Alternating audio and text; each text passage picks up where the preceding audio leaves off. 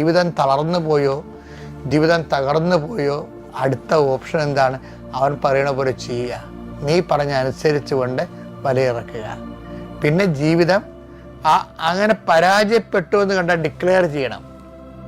പരാജയപ്പെട്ടുവെന്ന് declaration ഭയങ്കര സംഭവമാണ്. എല്ലാവരുടെയും പ്രശ്നം ഡിക്ലെയർ ചെയ്യത്തില്ല. അവർ അഹങ്കാരം ഉള്ളത് കൊണ്ടും ദൈവത്തിനെ ആശ്രയിക്കുന്ന പോരായ്മയെ കരുതണ കൊണ്ടാണ് ആൾക്കാർ ഡിക്ലെയർ ചെയ്യാത്തത്. 38 വർഷം രോഗിയായി കിടന്ന ആളല്ലേ, അയാൾ ഡിക്ലെയർ ചെയ്യണം കണ്ടിട്ട്. ഇതുപോലെ തന്നെ നമ്മുടെ ജീവിതത്തിൽ നമ്മൾ മസിൽ പവർ, മണി പവർ, അങ്ങനെ പല പവറില്ലേ, പല പവർ കൊണ്ട് നമുക്ക് നടക്കാതെ വരുമ്പോൾ നമ്മൾ ചെയ്യേണ്ടത് ഡിക്ലെയർ ചെയ്യണം. അല്ല പിന്നെ അവിടെയും പറഞ്ഞുകൊണ്ട് താൻ ബാധി ദൈവം ബാധി എന്ന് പറയരുത്.